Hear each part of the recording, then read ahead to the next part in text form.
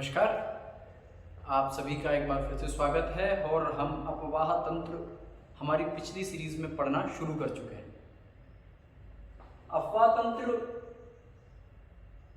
हमने जब लास्ट जो क्लास थी हमने देखा कि हमारे देश को हम दो अपवाह तंत्रों में हिमालय और प्रायद्वीप में बांट करके हम इसका अध्ययन करते हैं। हम आज की जो कक्षा होगी हमारी, हम हिमालयी अपवाह तंत्र को देखेंगे। हमने पिछली कक्षा में देखा था कि हिमालयी अपवाह तंत्र को भी हमने 3 नदी तंत्रों में बांट दिया है। सिंधु नदी तंत्र, गंगा नदी तंत्र और ब्रह्मपुत्र नदी तंत्र। इन तीनों नदियों के द्वारा जो मुख्य नदियां हैं, इसके आधार पर हम पूरे हिमालयी अपवाह तंत्र को समझने का प्रयास करेंगे। नदी अपवाह तंत्र भारत का बहुत विशाल है, लेकिन हम जो अति महत्वपूर्ण बिंदु हैं उन्हीं पर फोकस करते हुए और आगे बढ़ेंगे। तो सबसे पहले हमने देखा था लास्ट जो हमारी कक्षा थी उसमें हमने देखा था कि हम सिंधु नदी तंत्र को पढ़ने का प्रयास करेंगे। सिंधु नदी तंत्र की जो मुख्य नदियां हैं, जो प्रमुख मुख्य नदियां हैं, वो कौन कौन सी हैं? सिंधु किससे मिलकर के बना है सिंधु नदी तंत्र?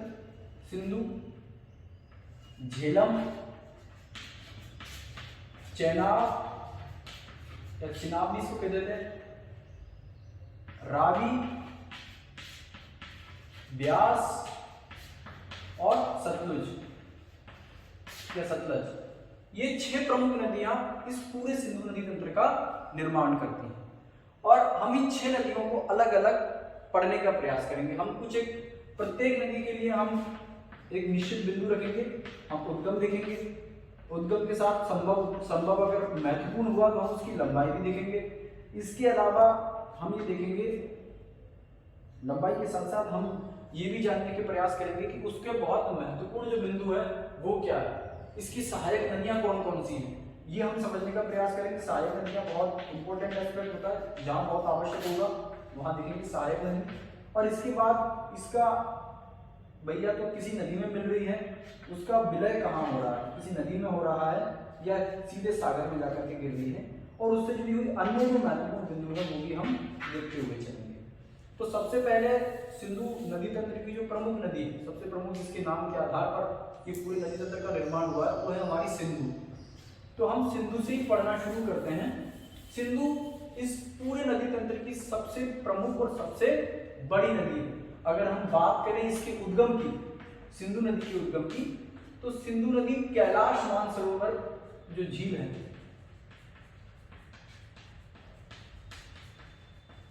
कैलाश मानसरोवर के निकट से ये निकलती है। अब बहुत महत्वपूर्ण बात यह है, ये लगभग 5000 मीटर से भी ऊंची चोटी से, लगभग ये 5000 से ज्यादा मीटर की जो ऊंचाई है उससे निकलती है।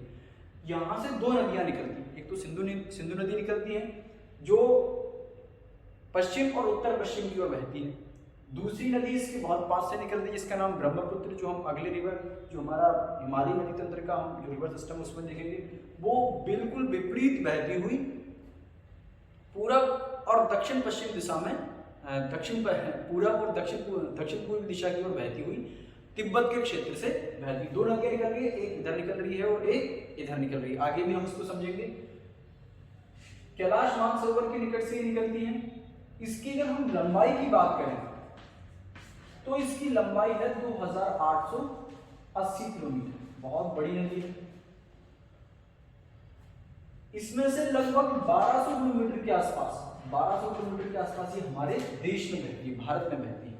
इसकी अगर प्रमुख सहायक नदियों की हम बात करें तो जितनी भी सिंधु नदी तंत्र की जितनी भी नदियां हैं, इसकी प्रमुख सहायक नदियां हैं,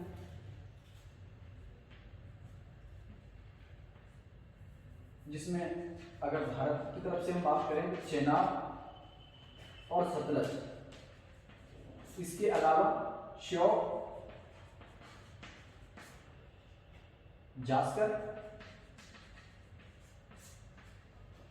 गिलगित, ये इसकी कुछ प्रमुख सहायक नदियां। एक बहुत फेमस सहायक नदी है इसकी काबुल क्या है, इसके दाएं सिरे से आकर के मिलती है। काबुल इसकी बहुत फेमस नदी जो दाएं सिरे से आकर के इसमें मिलती है। तो ये कुछ प्रमुख सहायक नदियां हैं, चेनाब होगी, सतलज, इसके अलावा जास्कर, गिलगित, काबुल, ये इसकी प्रमुख सहायक नदियां हैं। अगर हम बात करें इसकी कैचमेंट एरिया की, तो हमारे भारत में इसका कैचमेंट एरिया जो इस पूरी नदी की जो द्रोणी है, अपवाह क्षेत्र है, लगभग 9.7 लाख स्क्वायर किलोमीटर के आसपास है। इतने बड़े क्षेत्र को ये प्रभावित करती है, या इस इतने बड़े क्षेत्र को सुविधाएं उपलब्ध करवाती है, इसकी नदी द्रोणी इतनी बड़ी है। ये तो हुई हमारे सिंधु नदी की बात। इससे जुड़ी कुछ और महत्वपूर्ण बातें हैं कि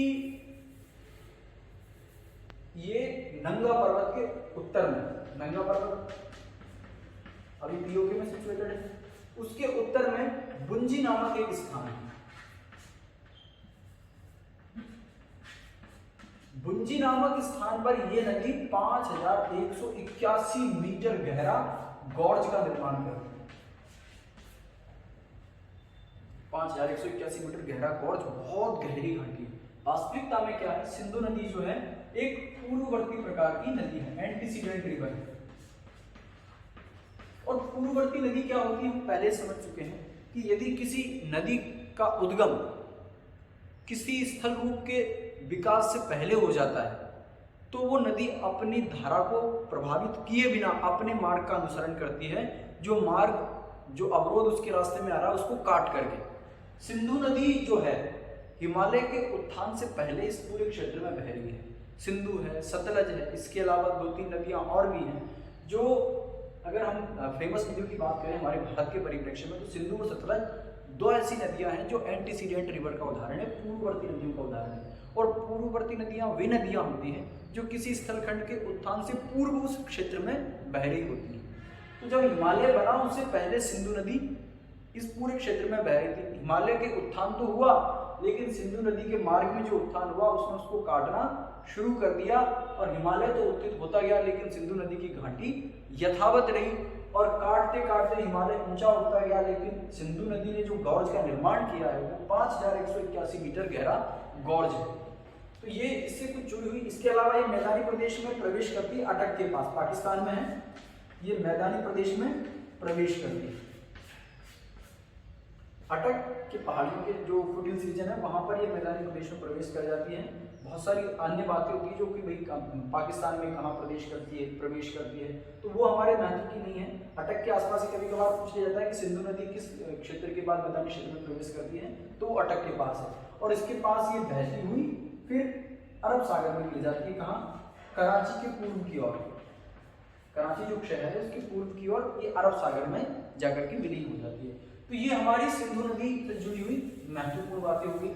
लंबाई कितनी है, सहायक नदियां कौन कौन सी प्रमुख, और गॉर्ज कौन सा बनाती हैं, इसके अलावा कहाँ ये जाकर के विलीन हो जाती है।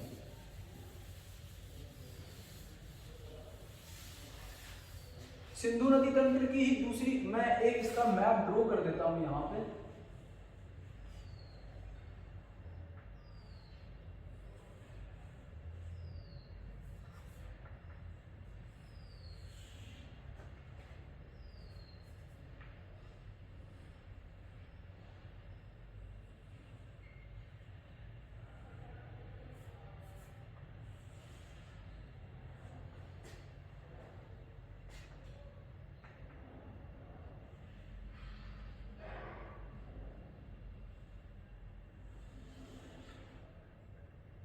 ये हमारी सिंधु है, नंबर 1 पे जो रिवर है।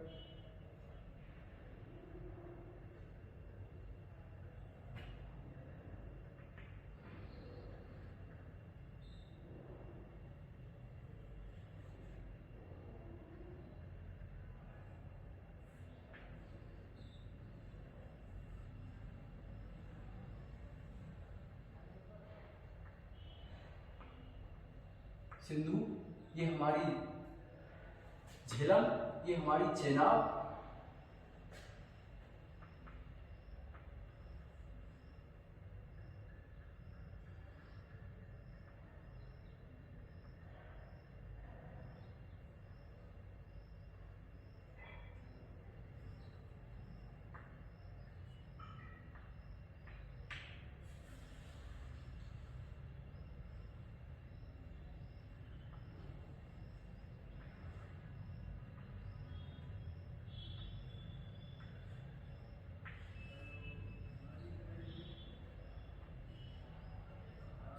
ये हमारी सिंधु, ये हमारी झेलम, ये चेनाब, ये रावी, ये व्यास और ये हमारी सतलज। ये हमारी प्रमुख नदियां हैं और ये प्रमुख नदी तंत्र का उदाहरण है। अब यहाँ के बाद दूसरी जो प्रमुख नदी है हमारी झेलम। झेलम नदी के उद्गम की अगर हम बात करें तो ये कश्मीर में वेरीनाग के निकट शेषनाग झील है। वेरीनाग कश्मीर में, यहां पर एक शेषनाग झील है। शेषनाग झील से इसका उद्गम है और लगभग 112 किलोमीटर बहने के बाद ये नदी बूनर लेक से होकर के बहती है। बूनर झील जो है, बूनर झील कश्मीर में पड़ती है। झेलम नदी उससे बहती हुई आगे निकलती है और ये चेनाब की प्रमुख सहायक नदी है। ये चेनाब की सहायक नदी है। चेनाब नदी में आगे जाकर के ये मिल जाती है।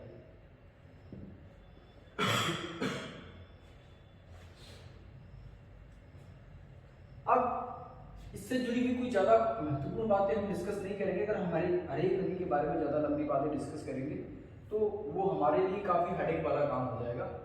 देखना कहाँ है, उद्गम कहाँ से हुआ, शेषनाग झील के निकट। और जो महत्वपूर्ण बात यह है कि ये बूलर झील से होती हुई बहती है। ये कई बार पूछ लिया जाता है। तीसरी और इस नदी तंत्र की सबसे प्रमुख सिंधु के बाद जो नदी है, जो सबसे बड़ी सहायक नदी के रूप में है, वो है हमारी चिनाब या चेनाब। चिनाब नदी जो है दो धाराओं के रूप में बोमडीला दर्रे के जो बोमडीला पास है उसके निकट से निकलती चंद्रा और भागा, दो धाराओं के रूप में। चंद्रा और भागा ये दो धाराओं के संगम से जाकर के ये एक चिनाब नदी ये हमारी बनती है।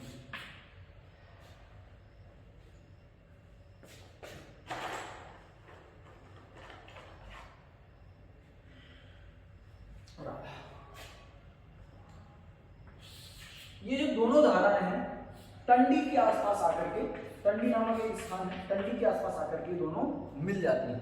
ये कई बार पूछ लिया जाता है, अलग अलग किताबों में अलग अलग। टंडी नामक स्थान पर चंद्रा और भागा दोनों धाराएं मिल जाती हैं।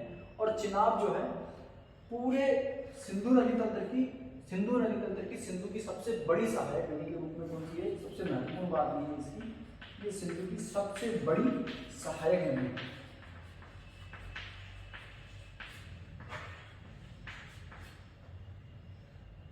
सिंधु नदी जब हम पढ़ रहे थे, एक बात पूछ ली जाती है कि किस स्थान पर सिंधु नदी में आकर के जो पंचनद है, पंचनद में आकर के मिलता है। जो सिंधु हम पढ़ रहे थे तो बताता चलो, एक बार पूछा है। मिठानकोट एक स्थान पड़ता है। मिठानकोट के पास एक पंचनद जो है, झेलम रावी व्यास सतलज का, झेलम चिनाब रावी व्यास सतलज, इनको पंचनद कहते हैं। ये पंचनद मिठानकोट के आसपास जाकर के सतलज इसमें सिंधु नदी में मिल जाता है। ये कई बार पूछ लिया जाता है तो इसको सिंधु में आप अपडेट कर लेना। चिनाब हमने देखी, कोई बहुत महत्वपूर्ण बातें इसमें नहीं है, कहाँ मिलती है कहाँ क्या है वो ज़्यादा महत्व की बातें नहीं। बस ये है कि चिनाब जो है सतलज की सिंधु की सबसे बड़ी सहायक नदी के रूप में ये है। दो धाराओं के रूप में निकलती, चंद्रा और भागा। चिनाब के बाद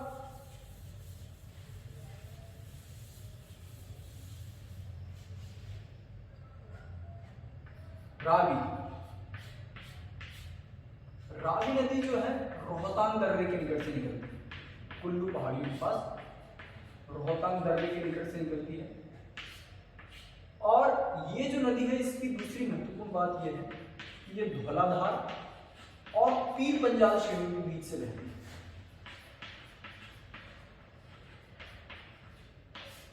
ये कई बार पूछ लिया जाता है।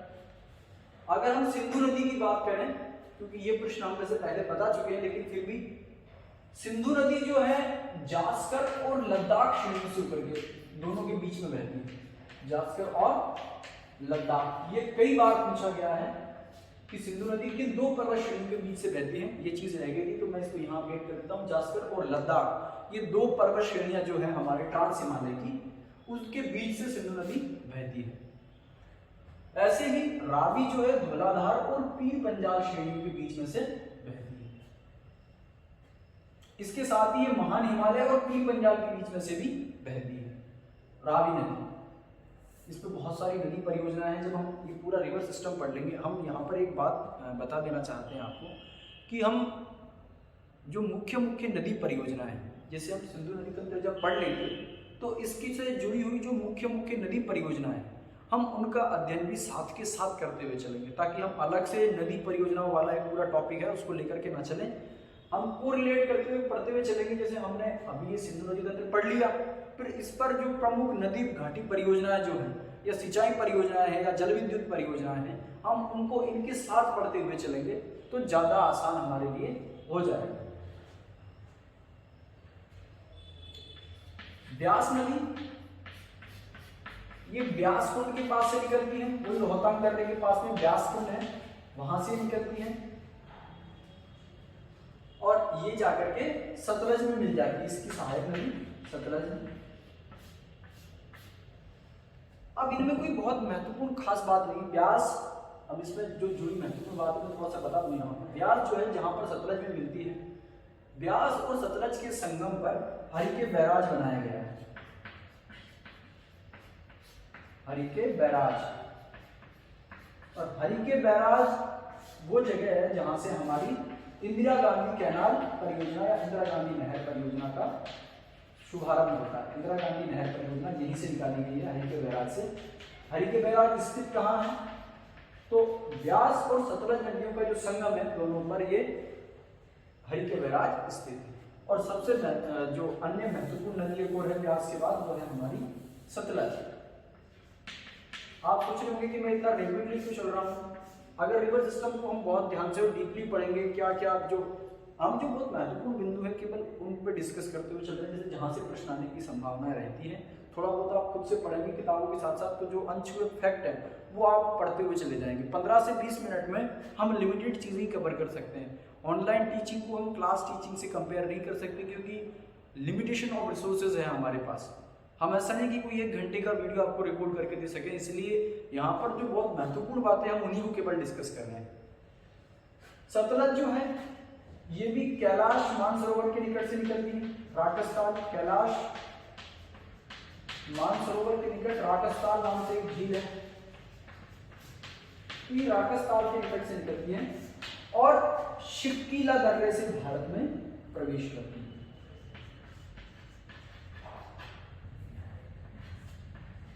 ये महत्वपूर्ण बात है, शिवकीला दर्रे से होकर के ये भारत में प्रवेश करती है।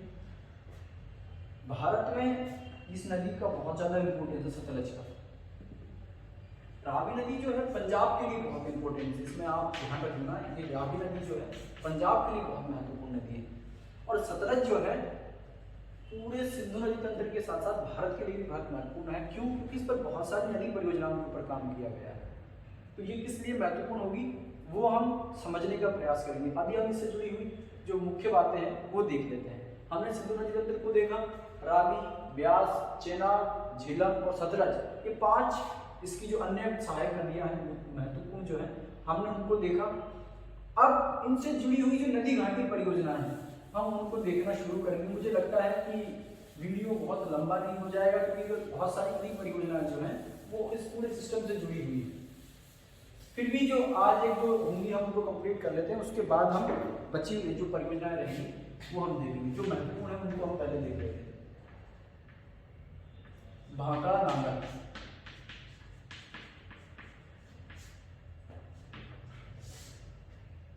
भाखड़ा नांगल नदी घाटी परियोजना।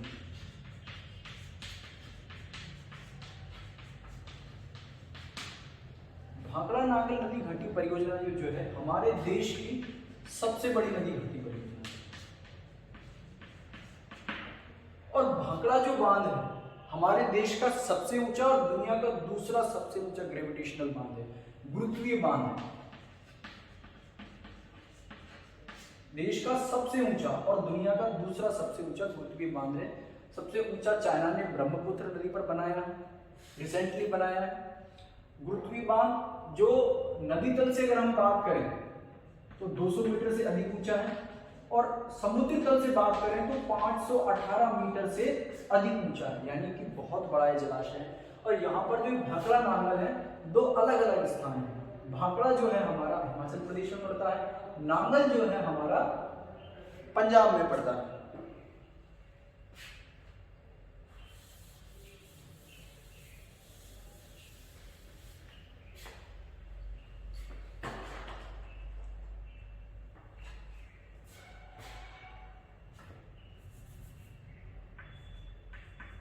भाखड़ा बांध का जो उद्देश्य है वो है विद्युत परियोजना का उत्पन्न करना।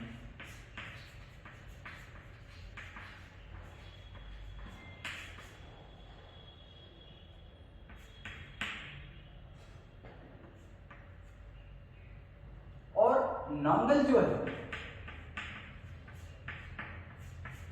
जो है हमारे सिंचाई परियोजना को ध्यान में रख करके बनाया है।